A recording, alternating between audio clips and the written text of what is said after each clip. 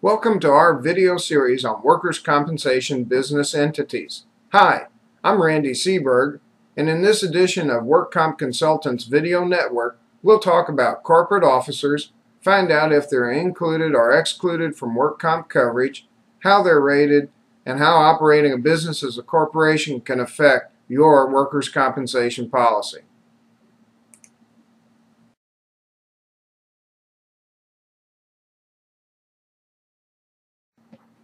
A corporation is a legal entity created under the laws of the state in which the corporation is formed. A corporation has its own privileges and liabilities, which are separate from its members and act as a separate legal entity. Corporations, just like individuals, can have a workers' compensation policy and, as a separate legal entity, have the same rights under a policy that an individual owner would have. Corporations are owned by shareholders. Shareholders elect the board of directors who establish corporate management policies and make big-picture decisions for the corporation. The board of directors appoints a management team consisting of the corporate officers.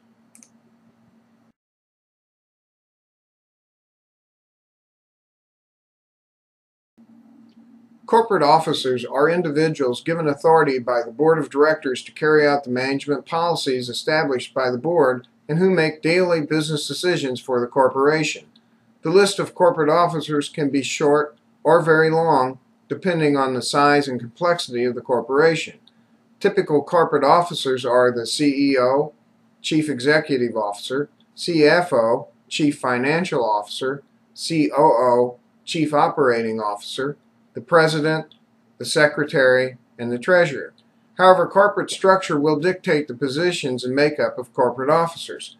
In smaller, closely held corporations with one stockholder, you may find that single individual also assumes the role of President, CEO, and Secretary-Treasurer of the corporation.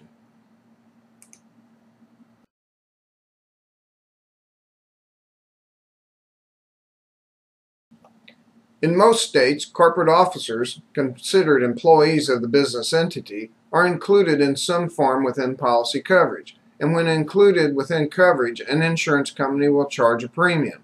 Since a corporation is a separate legal entity, those who work for the corporation are considered employees, unlike a sole proprietor or partnership where the business and the owner are one and the same. Following this line of thought, then corporate officers, even those who own 100% of the stock, are employees of the corporation. This can be pretty tricky, and in most states you'll find they have very specific rules governing corporate officers and workers' compensation coverage. You'll find that some states allow the exclusion from coverage of a corporate officer who owns 100% of the stock and has no employees. Some states provide that corporations with only 2 corporate officers owning at least 10% of the stock with no employees are not required to have a workers' comp policy. So you can see the rules vary, and whether or not coverage is required is state specific.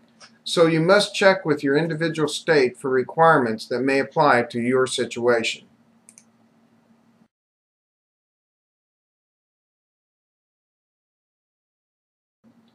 Typically, the premium for corporate officers will be based on a set or banded payroll as established by the state.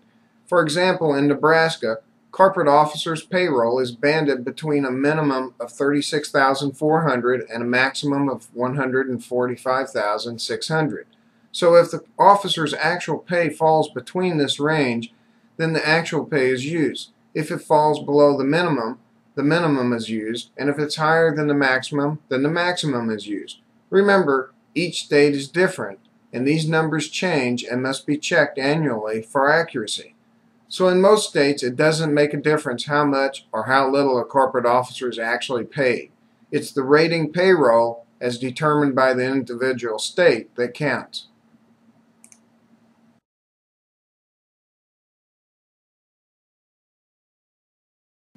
When a corporation is shown on a workers' comp policy as the named insured, then the name of the corporation should follow normal naming conventions. That is, the name should show the business as a corporation by indicating after the name Incorporated, Inc., Corp., or some other fashion. And as with any business entity, it's important to get the name right on the policy. because ultimately it's the named insured who's protected under the workers' comp policy.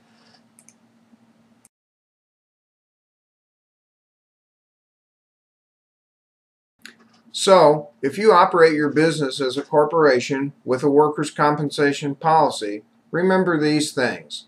Corporations are a separate legal business entity and must be correctly shown as a named insured on the policy. Corporate officers are considered employees of the corporation and in most states are included within coverage, but in some states may elect to be excluded from coverage. When included under the policy, the premium for a corporate officer is determined by the rating payroll as determined by the state authority. Pay attention to your individual state rules. Corporate officers are treated different under various workers' compensation systems, so check those rules for compliance. Learn more about corporations, corporate officers, and workers' compensation policies and find information out about your specific state at our website, workcompconsultant.com. I hope this information is helpful to you, and thanks for watching.